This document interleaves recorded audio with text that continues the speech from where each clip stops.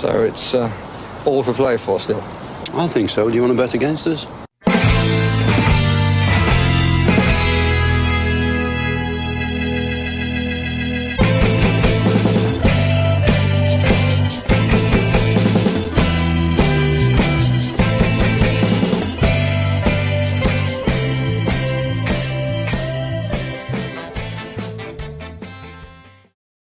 Hello, Aston Villa fans. We're back again with a preview of the Chelsea game coming up this Sunday at 2 p.m.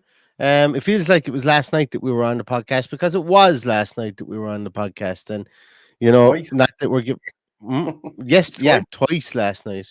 Absolutely, twice last night. But it's good problem to have. Good problem to have when Villa are in Europe, and then trying to fit in all these podcasts, I say, because that means that Villa are doing something right when we're playing more and more games during the week. But obviously, last night hasn't really washed over an awful lot of the issues that we'd seen in the game last night. But the good thing about it is I don't expect. I expect there to be obviously big changes to that team, specifically in midfield and defence. And there's a bit of a prove it aspect to some of these players going into this game at the weekend at Stamford Bridge, Paddy. Yeah, it's a completely different type of challenge. It's we're facing a wounded animal really in Chelsea, who have only got 3 points on. Well, they've more than 3 points. They've only got one win on the board, and that only against Luton. So they're going to be all guns blazing into this. They haven't had their midweek game. They'll be looking forward to hopefully taking our scalp this weekend and catching up with us in the league. But they're not without their problems. How do you keep 137 players happy is difficult. And as you mentioned before that we came on air, there's 12 or 14 players out, which 12 or 4, a few of them might even get into our team. But we'll get to that one on Sunday if you manage to make the team sheet tantrum. But I won't. Yeah. I can say no, I won't. I will be in transit for the team sheet tantrum, so I'm out. I'm a game time decision. I was a game time decision. No, I'm pulling up lame for the team sheet tantrum, unfortunately. But I can't hear you. Can you hear me? No, I've lost Paddy. I don't. I'm sure people. I wonder. I think people can still hear me.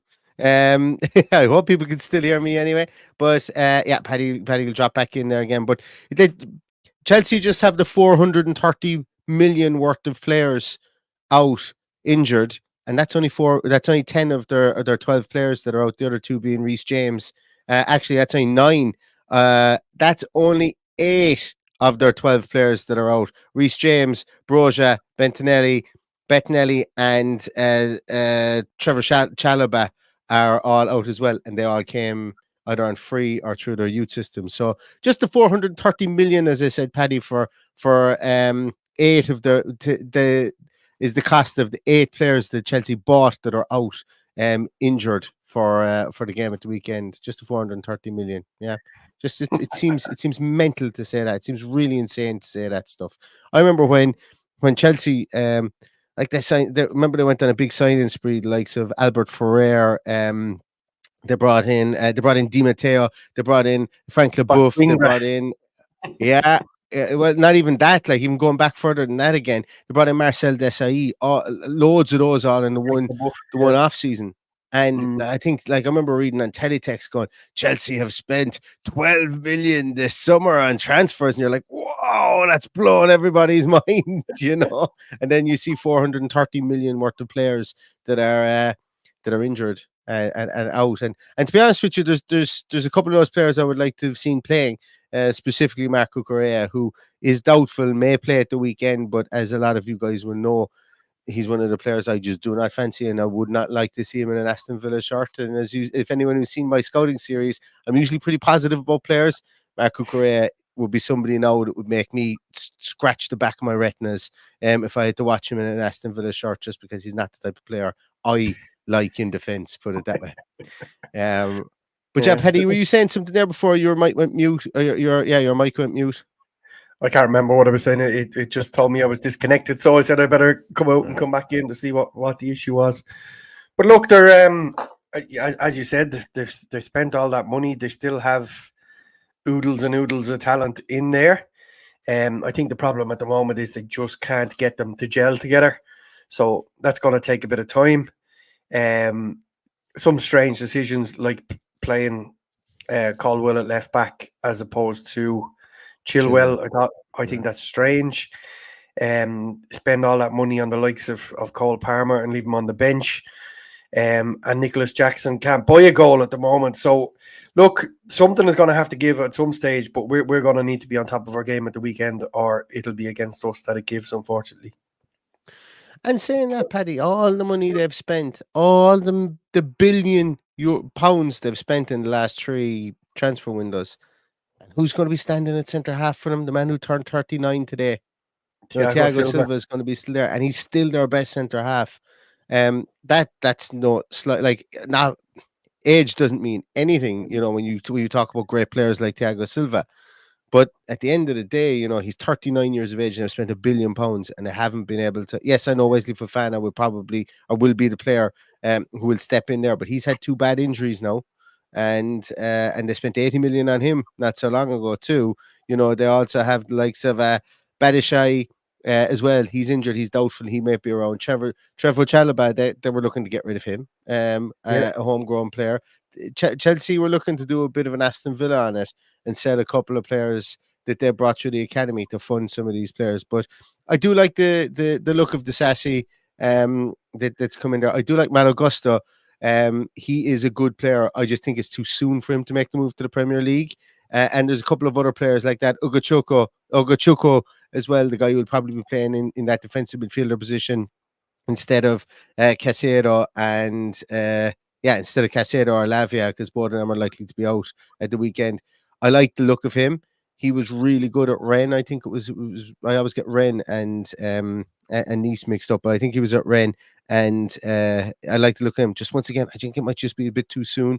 And also another player that's going to be out for them, Madueke as well. Noni Madueke as well is a fine player, but like he's just going to get lost in the tumble dryer of players that's there at Chelsea, and he's out at the weekend too. So there will be like if what we saw last night kind of irked a lot of fans, which it did, with players being brought in not used to playing with each other and being thrown in together. Chelsea are going to have that problem as well, just by the dearth of bodies that they have there at the minute, and it's a tough job for Pochettino in there. But that's not to say that they obviously won't be. I think they will. I think they might even be favourites at the weekend. To get something out of this with them being at home. Yeah, you'd have to think so. That's kind of the way it works when you're playing these guys. But look, I watched the second half against Bournemouth last week, and I was shocked at how bad they were. I really was. That doesn't mean they're going to be the same way this year or this week. Something has to give at some stage with that amount of talent in there. The illogical fear in me just presumes it's going to be this weekend and is just going to drive us bonkers. But look, I don't doubt for 1 minute that we have enough to go and beat Chelsea at Stamford Bridge. Oh yeah. My hurt from last night is not as bad as everybody else's hurt. I still think there's an amazing team in there. We are a couple of bodies short. We know we're a couple of bodies short. We've been saying it all throughout the transfer window that we needed another striker. We needed another right back. I definitely think one, if not both of them, were proved last night that we need to have backup in those areas. So while we're a little bit off, I still believe that what we have, the formula that we have there, is enough to go and beat Chelsea at the weekend. I definitely think the right back anyway. Whatever Duran, I thought was probably a shining light for us last night, but to have another player to come on and play up top with him as well, to be able to change it to a 4-4-2. I watched the game back again. I said it on online or on Twitter today. I watched it back again, and I wanted to look at a couple of key instances. And the one of the instances was when they played 3 at the back. We very rarely up until the last 10 minutes. We very rarely got 3 attackers on their 3 centre halves at any stage. It made it really easy for them to defend at times. Made it really easy for them to know the ball was coming into Duran and even Watkins when Watkins came on as well. And that was, to be honest with you, it wasn't even that was silly. It was just that it was almost naive from Aston Villa up there. So I think at times if we had another striker, I would like to have seen. And look, I'm not questioning Unai Emery and his tactical ability. You know, when you have a system, you have to back yourself in that system as well. But I just love to have seen last night if Duran and Watkins had stayed on up top. Maybe you went with traditional wingers in. If you wanted to if you wanted to keep Diaby on, put him out on the right hand side, put Ramsey on the left hand side, or even if you wanted to play Diaby and Bailey either side, and play with traditional wingers as well. I would have liked to have seen us occupy the two spaces in between the three centre halves. That would have been nice. Not that we're going to have to worry about that at the weekend because because Chelsea are going to play a back four, and they're going to have two sitting in front of that back four, and then they're going to have the four strikers or the four forward players there with the likes of Enzo Fernandez, Sterling, Mudryk, Jackson, all those guys up there to create havoc. But I presume it's a no-brainer, Paddy, that we could probably pick our back four as it is now, or could we? Do you think Moreno gets in at left back? Well, that's a $6 million question. I can't see Moreno starting until probably Wednesday. I think that's when he gets us out and see in a game of less importance, where we might see both teams playing a B team as such on Wednesday. So I think that might be the day for him. I don't envisage that he will start and have to use up a sub if he wasn't capable of finishing out the game or even getting to half time. So for me, I think we won't see Moreno till Wednesday. The same way I don't envisage we'd see Jacob Ramsey starting until Wednesday. I think he'll get minutes under the belt, and then he will probably kick on from Wednesday then and have him full tilt going into the run of a few weeks of the Thursday, Sunday after that. So there's a lot of play. There's a lot he can do with the squad. There's a lot he can do up top. Be it a three, be it the two guys of Watkins and Duran. But there's also the $6 million question: Is this a game where he goes with the three at the back if he has three? If he has three, yeah, that was my next question. I don't think Carlos is going to be fit, so it would mean Longley coming in there, maybe Torres going into the centre. You know, and once again, I hold my hands up and I say I don't see the abomination that people saw with Clement Longley last night. I don't see it on two viewings of the game. I don't see a perfect player. Jesus, don't get me wrong, but I see somebody who played 6.5 out of 10, maybe 6 out of 10. Where that kind of a thing. Yes, he was unsure. He was looking around the place to see where people were, but yeah, I still don't see him coming in at the weekend to play a back three. I'd say if we were to go with a back three, we would go with our four. Kamara drops into that in between the two, like he did at Palace.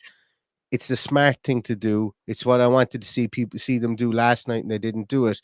And it also gives Kamara that defined role, because here I'm going to be like a stop clock on this, or I'm going to be like a broken record on this one, guys.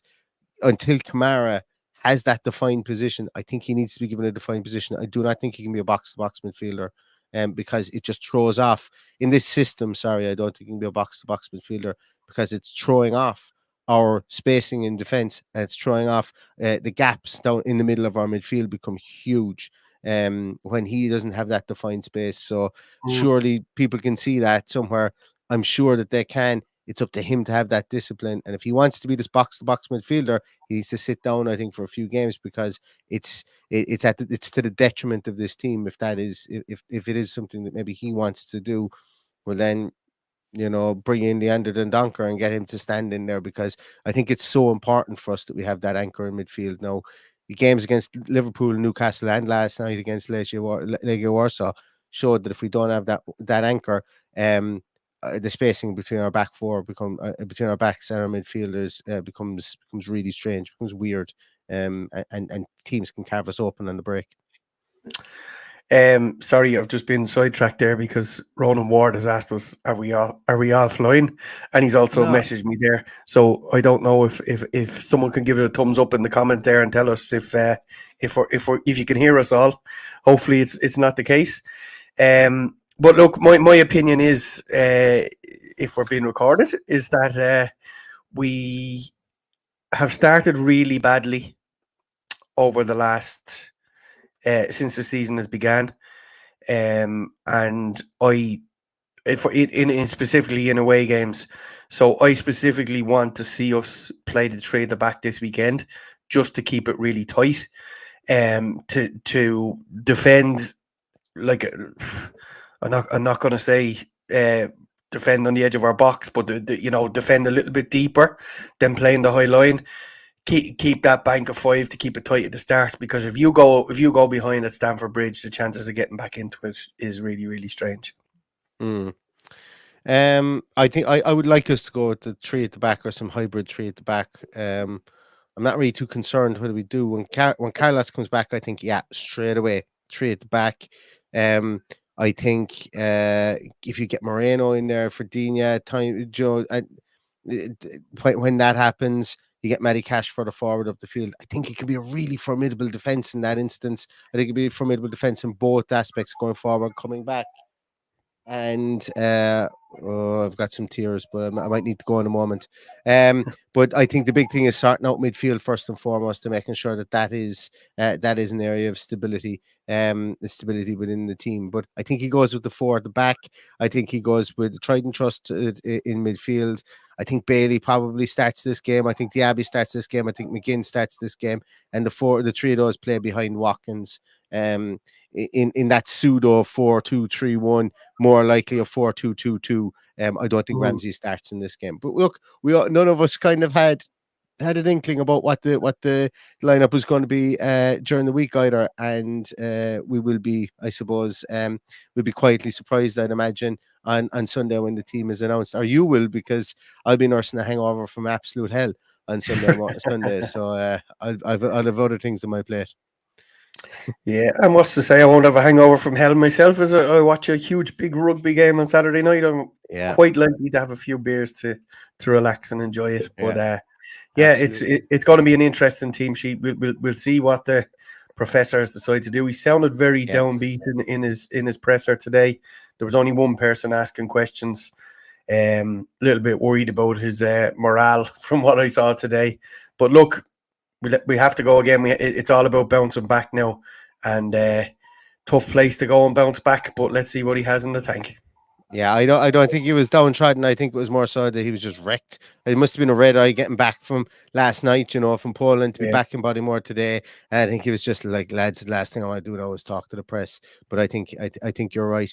I'm going to nail my colours to the mast, since I'm not going to be here for the team sheet tantrum. I'm going to say a 2-2 draw at the weekend. I'm going to say a 2-2 draw away from home, and I think that we will play some good football. I think we'll concede a sloppy goal, but I think that we'll get some good goals. I think Watkins gets off the mark at Stamford Bridge, and I think a 2-2 draw would be in an entertaining game, is what we'll see. Yeah. I think off the back of what we've just witnessed this week and our performances against Liverpool and Newcastle, I'd snap your hand off for a draw on Sunday. Excellent. I have a screaming child, so I need to go, everybody. This is always going to be a shorter one anyway. I thought I'd be able to fit it in the intervals of one of them waking up. But thanks so much, everybody, for joining us. Bit of a shorter one. I will see you guys for the post-match podcast afterwards. Paddy will be here for the Team Sheet Tantrum on Sunday. In the meantime, stay safe, stay healthy, and all that's left to say is up the Villa. Up the Villa.